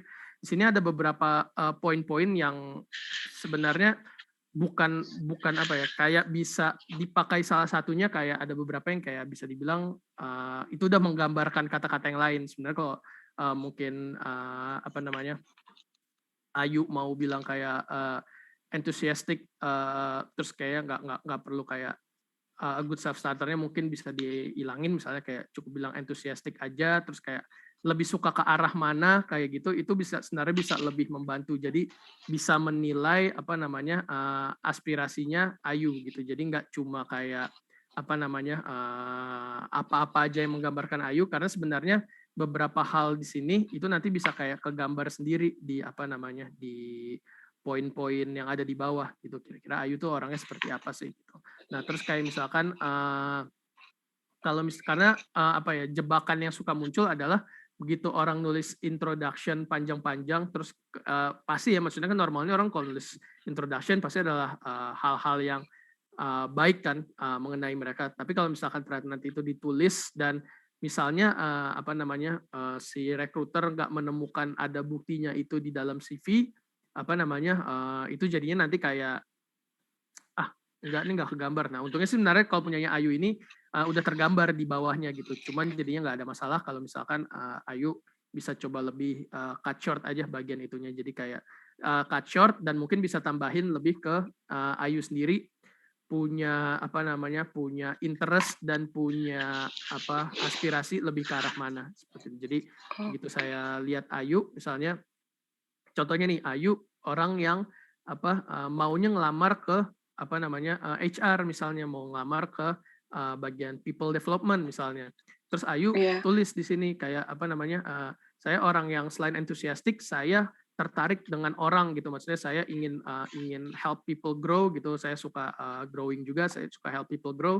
Nah itu orang waktu baca, oh ini emang lagi ini nih, maksudnya emang orang yang cocok nih dengan apa namanya people development misalnya kayak gitu. Jadi apa yang jadi aspirasinya Ayu itu juga nanti kayak bisa dibaca sama seorang apa namanya recruiter seperti itu. Oke, kalau untuk kalau untuk work experience Juni September. Oke, sebenarnya nggak ada ini ya, nggak ada time gap yang terlalu signifikan ya. Paling time gapnya antara Juni dan apa namanya September itu sebenarnya nanti bisa jadi pertanyaan sih, kayak Juni 2020 sampai September 2020 itu ini saya lihat ada kosong, itu nanti kalau misalkan udah oke suka ditanya. Sebenarnya kalau time gap-nya nggak terlalu jauh itu nggak masalah, kayak kalau cuma hitungan bulan itu nggak masalah, cuman biasanya nanti jadinya kayak ditanyanya pas interview, ini Juni sampai September Ayu ngapain aja, karena sebenarnya kan nggak menutup kemungkinan ya, maksudnya orang ada yang kayak 3 bulan tuh sebenarnya memang nyari kerja gitu, nggak langsung dapet, jadi nggak masalah. Cuman nanti ini sebenarnya agak sedikit nyambungnya ke interview, cuman apa namanya nggak ada salahnya Ayu tuh bisa bilang juga selain mencari kerja, saat nyari kerja itu ngapain aja, apakah webinar, apakah apa namanya, apakah ikut bootcamp atau apapun itu, atau mungkin ada usaha, itu nggak masalah juga dikasih tahu. Jadi sebenarnya ada bocoran juga kalau misalkan nanti Ayu melakukan interview kayak gitu. Oh, saya mau nanya boleh nggak? Iya silakan. Jadi kan saya kan 2 bulan gap itu kan saya kan ngurusin project di kampus ya. Jadi kan ada olah data gitu kan dari olah data magang gitu kan. Jadi kayak gitu Kak, gapnya tuh di sana ngerjain project yang buat laporan, technical design gitu. Itu bisa ditulis juga sebenarnya. Itu kalau mau ditulis di bagian mananya ya ditulisnya ya? Nah, sebenarnya itu projectnya dari kampus kah atau? Dari kampus sih, kayak ngedesain gitu. Iya. Terus ada sidang gitu juga. Oke, itu bisa kamu tulis di bagian education. Jadi di bawahnya kan itu education level, BINUS, GPA-nya berapa. Nah di bawahnya bisa tulis tuh sebenarnya selama di kampus itu ada. Karena maksudnya orang nggak menutup kemungkinan ya di kampus selain kuliah mereka bisa aja dapat project, mereka bisa dapat peluang organisasi atau jadi asdos misalnya, itu kamu bisa tulis di situ. Atau kalau misalkan itu memang bisa dianggap Ayu merasa itu adalah sebuah pekerjaan tersendiri, itu bisa ditaruh di work experience juga, karena itu kan sebenarnya pengalaman bekerja juga kan, bekerja sebagai project. Karena gini, saya sendiri sebenarnya di CV waktu itu udah lulus, cuman waktu itu sempat ditarik lagi sama kampus. Waktu saya kuliah di Atma, itu ditarik lagi, dan itu untuk bantuin proyeknya S3-nya Atma. Dan itu sebenarnya hitungannya cuma bulan sama kayak Ayu. Nah, tapi itu saya tulis di CV ada project research 3 bulan, dan itu sejauh pengalaman saya waktu ngelamar kerja pun itu akhirnya jadi kayak poin yang menarik gitu, karena beberapa kali saya interview itu selalu ditanya juga, oh ini research kamu ngapain aja? Akhirnya saya bisa jelasin kayak, oh iya ini jadi waktu udah lulus sempat ditarik juga sama universitas itu untuk ngelakuin research atau apa, terus akhirnya apa yang saya dapatkan research-nya tentang apa itu bisa dimasukin dalam pengalaman kerja juga. Cuman kalau misalkan itu kamu dapatnya waktu lagi masa kuliah, itu bisa lebih tulisnya di bagian di education level, di bagian bawahnya, jadi kayak ada sub-pointnya gitulah. Terus kamu bisa tulis kayak tahun berapa, dalam durasi berapa bulan, bulan apa sampai apa saya melakukan apa gitu. Jadi time gap-nya bisa langsung kelihatan. Oke. Terus untuk organization, volunteer, ya itu udah oke sih sebenarnya. Skills juga udah ada, oke itu juga udah kontak juga udah ada. Sebenarnya kalau misalkan sisanya sih sebenarnya udah oke ya, muat dalam satu halaman juga, terus skills udah tersampaikan juga, jadi bisa tahu kayak skill-skillnya Ayu ini apa aja, dan maksudnya itu tergambar dari pekerjaan yang dilakukan juga, kayak oh dia intern di site engineering dan dia maksudnya bisa AutoCAD juga, jadi mungkin kalau misalkan mau ngelamar misalnya ke bagian misalnya arsitektur atau apa, itu masih bisa jadi kayak ada buktinya juga gitu, ada pertimbangannya. Jadi sisanya sih semua udah menggambarkan. Paling tadi sih soal time gap. Jadi sebenarnya ini buat yang lain juga ya, soal time gap itu kayak teman-teman nggak usah kayak agak mungkin, oh ini saya ngelakuin ini, tapi itu bisa ditaruh nggak ya, selama itu memberikan pengalaman ke teman-teman, itu adalah hal yang membuat teman sibuk di saat itu nggak masalah dilakukan. Apalagi akan jadi poin lebih plus lagi kalau itu ternyata bisa teman-teman jelaskan di interview dan malah menjadi sebuah hal yang relevan. Bahkan ada orang yang nanya gini, saya waktu time gap itu nggak kerja, saya itu usaha, saya bikin online shop gitu, itu boleh ditaruh nggak? Nggak apa-apa banget. Bahkan itu bisa jadi sebuah insight oleh perusahaan kayak, oh orang ini pernah menjalankan bisnis, artinya dia tahu how business works gitu. Jadi mungkin dia punya gambaran sendiri gimana sih business works. Karena nanti percaya deh, waktu di interview itu akan jadi hal yang penasaran juga recruiter. Karena boleh ceritain nggak waktu kamu bisnis tuh gimana? Atau misalnya nanti kayak Ayu ternyata ada time gap, dia ngelakuin project, boleh diceritain nggak itu projectnya gimana? Ngapain aja? Hasilnya apa? Jadi ternyata Ayu udah ada pengalaman juga melakukan sebuah project yang bukan yang jangka panjang gitu ya. Jadi kayak jangka berapa bulan, dia ada juga. Jadi nggak masalah tuh kalau teman-teman punya hal-hal kayak gitu mau di-share juga, mau ditaruh dalam CV juga misalnya. Gitu. Oke, Kak. Itu Ayu. Udah, semoga cukup jelas ya, semoga cukup membantu juga feedbacknya. Oke, makasih ya Kak. Ya, sama-sama Ayu, thank you. Ini, oke. Saya stop screen ya. Ya. Baik, terima kasih Ayu. Nah, untuk selanjutnya giliran Rufaida ya teman-teman, silakan. Halo Kak Grego, selamat siang. Halo siang, Rufaida. Iya, aku mau minta di review ya Kak CV-ku. Ya, silakan. Aku izin share screen.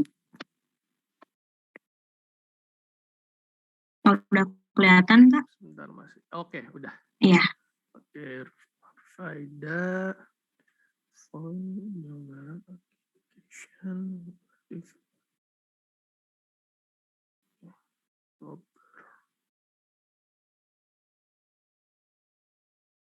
Oke. Ya, kurang lebih gitu Kak. Oke. Lumayan panjang ya, 3 halaman ya. Cuman ya maksudnya di sini pun nggak bisa dipungkiri sebenarnya pengalamannya Rufaida pun banyak gitu. Jadi kan ya bisa aja memang jadi halamannya langsung banyak gitu. Nah di sini juga tadi aku sempat lihat kayaknya ada beberapa time gap. Aku coba bahas yang dulu deh pengalaman. Nah ini bisa balik bukan pengalaman jumlah halaman. Ini bisa balik lagi ke soal kalau CV itu bisa di customize untuk tergantung perusahaan apa yang mau dilamar. Jadi gini, pengalaman kan kita bisa suka ada banyak ya. Terus maksudnya kayak tapi kayak more often than not beberapa pengalaman mungkin kalau kita ngelamar di perusahaan A ada beberapa yang nggak relevan, mungkin pengalaman 1, 2, 3 itu relevan, 4, 5, 6 itu tidak relevan. Tapi bisa aja kalau kita lamar di perusahaan B dengan pekerjaan B juga justru malah kebalik pengalaman 1, 2, 3 itu tidak relevan, 4, 5, 6 itu lebih relevan gitu. Nah, itu sebenarnya mungkin untuk Rufaida dan yang lain bisa coba lihat pengalaman-pengalaman mana yang lebih relevan untuk ditunjukkan ke dalam kepada perusahaan. Jadi dalam CV kalian. Kenapa gitu? Gini, sebenarnya pengalaman banyak itu ditulis semua bagus karena itu maksudnya perusahaan bisa lihat kayak wah orang ini banyak ya pengalamannya banyak, achievement-nya banyak juga. Cuman nggak menutup kemungkinan ada pengalaman yang sebenarnya lebih relevan dan lebih mencolok daripada yang lain, tapi karena perusahaan tadi melakukannya screening, dia bacanya cepat.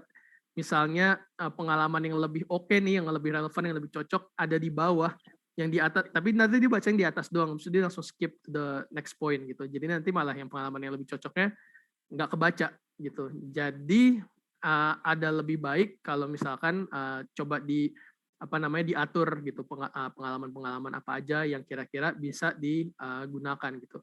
Nah itu nanti kalau misalkan udah oke nih CV-nya misalnya karena udah disingkat misalnya akhirnya dia lihat kayak pengalaman-pengalaman yang relevan, nanti kan melakukan interview.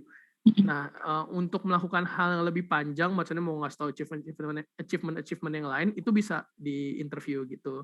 Jadi, interview itu sebenarnya memang adalah proses lanjutan dari CV karena dia adalah kesempatan untuk seorang recruiter itu menggali lebih dalam dari CV yang udah didapat, tapi kesempatan juga nih ajang untuk seorang talent untuk seorang kandidat itu untuk nunjukin hal-hal yang lebih dari diri dia karena di situ kesempatan untuk ngomongnya udah one on one bukan cuma lihat tulisan. Nah, waktu baca CV gunakan jadinya bener-bener itu yang kayak apa yang bisa ditunjukin aja, apa yang kira-kira lebih relevan aja gitu. Itu sih sebenarnya kayak tips supaya CV-nya mungkin nggak terlalu kepanjangan gitu. Nah, itu paling sama sih sebenarnya ini kayak punya Franz tadi mungkin bisa dibuat kayak ada beberapa color coding ya, jadi kayak mungkin warnanya ada yang dibikin mungkin kayak warna tulisannya ada yang dibikin kayak lebih tipis atau gimana jadi lebih enak, lebih easy on the eye karena sebenarnya kayak warna hitam di atas putih doang itu sebenarnya cukup bikin kalau dilakukan berulang-ulang, dibaca berulang-ulang sebenarnya cukup bikin mata capek sebenarnya. Jadi biasanya kalau CV kadang orang suka taruh warna pastel, biasanya warna-warna yang lebih tanda kutip lebih lembut lah gitu. Itu sebenarnya juga selain maksudnya mempercantik tadi itu supaya orang yang baca juga nggak terlalu capek gitu. Dan kalau dia matanya capek, rekruter maksudnya matanya capek, ada kemungkinan bacanya jadi lebih cepat gitu. Jadi itu bisa dijadikan pertimbangan juga. Itu sih paling kalau misalkan punya Rufaida. Terus ada ini juga ya, ada time gap juga ya. Ini kan September 2021, terus berikutnya ini Februari 2021. Ini jadi berjalannya bersamaan ya, yang work experience ya? Jadi yang tim promotion dulu, terus September selesai, baru pas Februari. Oh ya, ada yang berbarengan. Oke. Ya. Jadi selama lagi menjalani tim promotion itu di Februari. Juga internship ya. Lagi internship juga ya. Oke. Ini sebenarnya menarik nih. Ini bukan time gap, tapi jatuhnya malah lebih tumpang tindih. Sebenarnya nggak masalah karena bukan time gap, tapi nanti bisa jadi pertanyaan juga kayak Ntar pertanyaannya biasanya lebih ke arah gimana cara kamu memanage waktu saat lagi menjalankan ini bersamaan gitu. Itu biasanya nanti bisa Rufaida siapkan tuh karena nggak kemungkinan ada keluar pertanyaan kayak gitu. Tuh, karena ini menarik ya, tadi time gap udah dijelasin, tapi kalau yang malah tumpang tindih tadi belum dijelasin ya, karena nggak menutup kemungkinan sebenarnya ada orang yang punya pengalaman yang tumpang tindih. Tapi ya gitu, itu biasanya bisa jadi poin plus kalau misalkan kamu bisa jelasin, dan ini sebenarnya ya tadi agak nyerempet apa namanya interview. Kalau biasanya nanti dalam bahas STAR tuh kamu kayak ditanya situasinya, apa yang kamu lakukan, dan resultnya seperti apa. Nah kalau kamu bisa menjelaskan, kalau kamu bisa, akhirnya kayak membuktikan, saya Rufaida ini nih ternyata bisa time managementnya bagus karena akhirnya di resultnya di tim promotion bagus, di intern juga bagus, jadi kayak orang bisa kayak, oh berarti time managementnya bagus nih. Tapi kalau misalkan itu nggak bisa dikeluarin, malah nanti jadi kayak, oh nih orang suka ngambil kerjaan yang tumpang tindih gitu. Itu bisa kayak dijadiin lebih bersiap-siap lah, maksudnya kalau misalkan ada pertanyaan kayak gitu. Oke. Oke gitu. Terus lihat, boleh agak scroll ke bawah lagi. Oke, ini lebih ke activities. Yes. Itu yang boleh lihat yang UI UX designer kampus Merdeka Mikrodensial itu ini ya berarti ya bootcamp gitu ya. Ini kayak kelas gitu Kak. Oke ya. Oke. Ya, kalau punya kelas atau ya ke bootcamp kelas kayak gitu-gitu, teman-teman bisa masukin juga, terutama kalau itu relevan dengan pekerjaan yang teman-teman mau ambil gitu. Sama karena gini, ini juga kayak bocoran juga buat teman-teman. Misalnya Rufaida mau ngelamar jadi HR misalnya, jadi HR. Tapi ada activities UI UX designer nih, berarti kan kayak ada kemungkinan Rufaida bisa nih ngerjain jadi seorang UI UX designer gitu. Mungkin nggak kalau misalkan saya sebagai recruiter ambil Rufaida nih udah jadi HR, tapi karena saya ingat si Rufaida nih pernah punya kapabilitas sebagai UI UX. Suatu saat saya nanya kayak, Rufaida kamu pernah ambil kelas UI UX designer kan, bisa desain UI UX kan, berarti kamu tolong dong desain UI UX ya gitu. Jadi kayak dapat kerjaan-kerjaan yang bisa aja di luar job desk karena perusahaan tahu. Jadi gini, skill itu nggak masalah, maksudnya teman-teman kasih tahu ke perusahaan gitu, karena memang kayak skill itu pasti banyak banyak plus poinnya, tapi nggak tadi ya. Jadi coba buatlah itu skill-skill yang teman gunakan itu skill-skill yang teman-teman tunjukkan, yang teman-teman beritahu itu memang relevan gitu. Jadi supaya, karena tadi sih banyaknya skill, banyak yang ditunjukin itu bagus, tapi kayak pisau bermata dua aja, bisa jadi malah kayak di skip, nggak kebaca karena banyak banget kan harus dibaca, atau tadi mungkin malah jadi kayak kesempatan untuk Rufaida dikasih double job desk misalnya gitu. Itu sih paling kalau misalkan masukan untuk Rufaida. Oke. Oke, bawahnya experience ya. Ya, experience ini juga bagus, dan ini untuk mungkin untuk masukan yang lain juga. Kalau bikin pengalaman sebenarnya agak lebih baik kalau pengalaman yang paling recent, yang paling baru itu di atas. Karena sebenarnya kan pengalaman yang paling baru itu akan dianggap sebagai pengalaman yang paling relevan kan. Jadi itu di atas supaya itu yang dibaca duluan. Nah kalau misalkan teman-teman malah bikin yang lebih lama dulu, nanti yang di bawah takutnya tadi nggak kebaca, atau dia ya bikin kayak si rekruternya kayak harus, oh ini dari atas mesti baca dari bawah dulu, karena dia pasti mau cari pengalaman yang paling baru. Jadi coba dibuat mungkin yang kayak masukan buat teman-teman, mungkin coba bisa dibikin kayak yang paling baru tuh yang di atas gitu.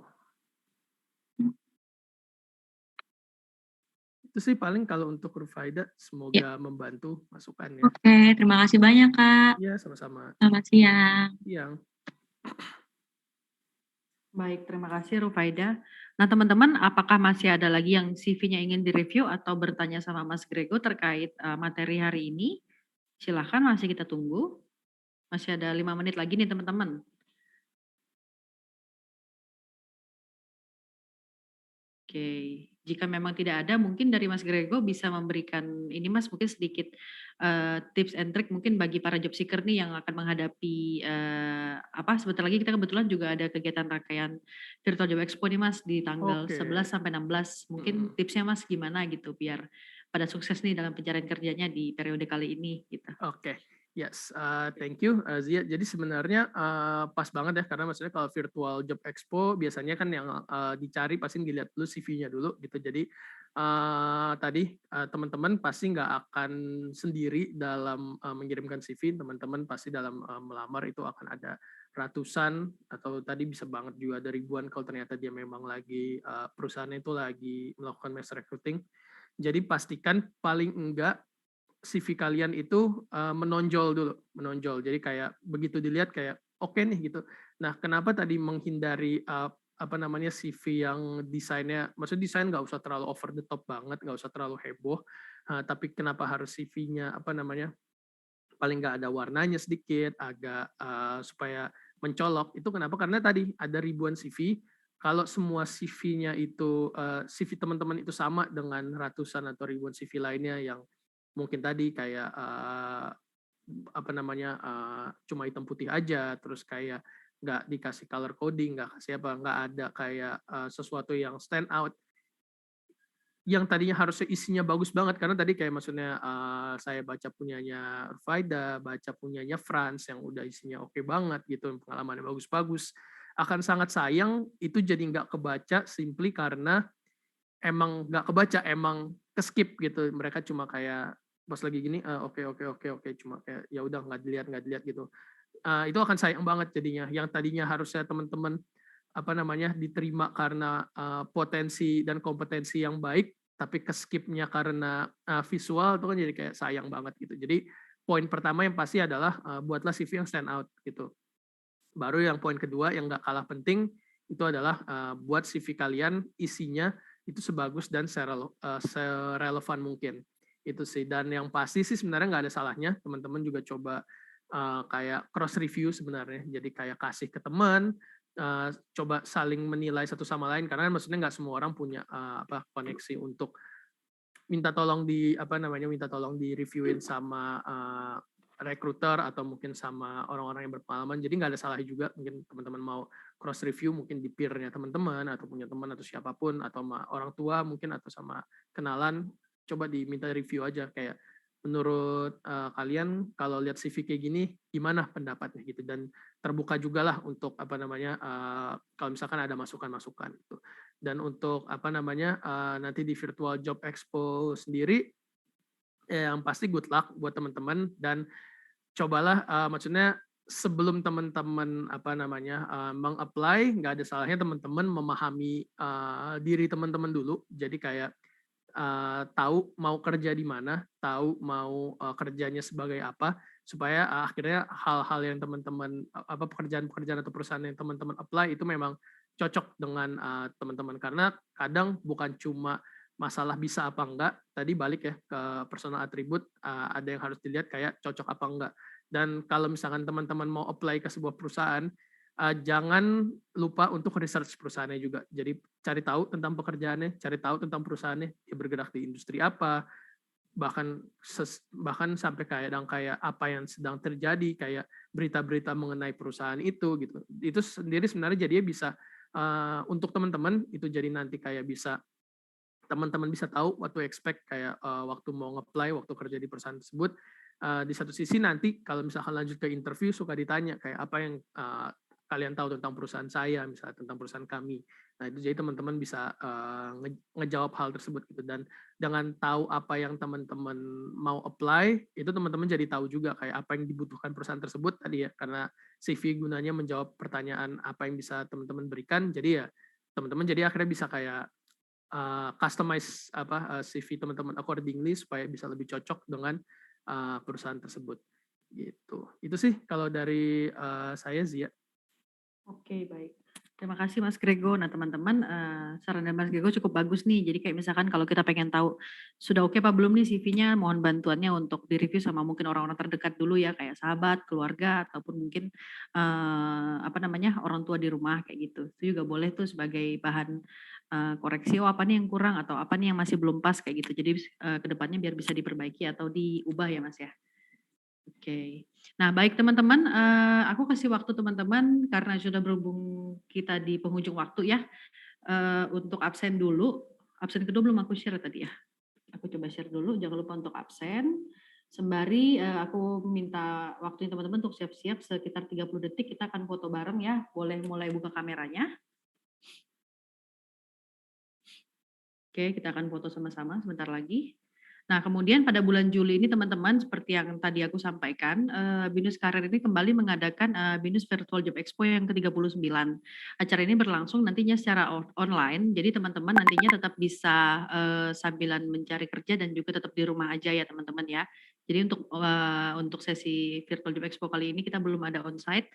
Nah, ada puluhan perusahaan yang akan bergabung dalam kegiatan ini, yang juga pastinya memberikan lowongan kerja dan kesempatan bagi teman-teman untuk memulai karir yang baru ya. Jadi acara ini untuk alumni dan mahasiswa semester akhir pastinya, yang pasti syaratnya tidak ada hutang SKS ya teman-teman, dan setidaknya sudah lulus dari sidang skripsinya seperti itu. Dan acara ini gratis untuk para binusian. Kegiatan ini berlangsung dari Senin sampai Sabtu 11 sampai 16 Juli dari jam 9 sampai jam 4 sore. Nah untuk info lebih lanjutnya nanti teman-teman boleh kepoin di IG-nya kita di @binuskarir ya untuk tanya-tanya di situ. Nanti akan dibantu oleh admin untuk menjawab pertanyaannya. Kayak gitu. Oke, teman-teman boleh open cam sekarang, kita akan foto bersama. Oke. Baik. Ada yang lagi di mobil ya, hati-hati ya. Oke, baik. Aku mulai tag halaman pertama ya teman-teman ya. 1, 2. Oke, satu lagi. 1, 2. Oke. Terima kasih untuk teman-teman binusian yang sudah meluangkan waktunya untuk acara Career Preparation Week kali ini. Dan besok jangan lupa setelah 3 hari berturut-turut ini teman-teman ada CV review. Besok kita akan mulai sesi simulasi interview ya teman-teman ya. Sampai hari Jumat nih. Jadi besok dari Top Career akan membantu teman-teman untuk simulasi interview. Jadi siapkan diri teman-teman untuk mulai latihan gimana sih simulasi interview yang baik dan benar. Besok akan dibantu sama tim Top Career. Kayak gitu. Oke, sekali lagi aku ucapkan terima kasih untuk Mas Grego juga dari klub yang sudah selalu bantu kami juga untuk berbagai kegiatannya dari bimbingan karir dan sebagainya, seminar karir dan juga acara-acara lainnya. Terima kasih banyak ya Mas. Ya, sama-sama Zia. Makasih juga untuk pihak BINUS sama teman-teman BINUSian juga yang udah mau percaya sama saya dan klub. Baik, percaya banget Mama Males. Percaya banget. Udah berkali-kali ya. Iya, betul sekali. Oke deh kalau kayak gitu. Teman-teman terima kasih semuanya. Jangan lupa untuk absen kedua ya teman-teman ya, yang sudah aku share di chat box. Oh tadi ada yang nggak bisa buka kamera karena rusak ya. Oke, nggak apa-apa. Oke deh kalau kayak gitu. Saya Zia dari BINUS Karir dan beserta rekan-rekan saya Mbak Ayu, Mbak Puri, dan Mas Grego dari klub juga mohon pamit ya teman-teman ya. Terima kasih, sampai ketemu besok sore ya teman-teman. Sampai ketemu. Terima kasih Mas Grego, terima kasih teman-teman. Terima kasih Mas. Selamat Terima kasih sore. Mbak. Sore.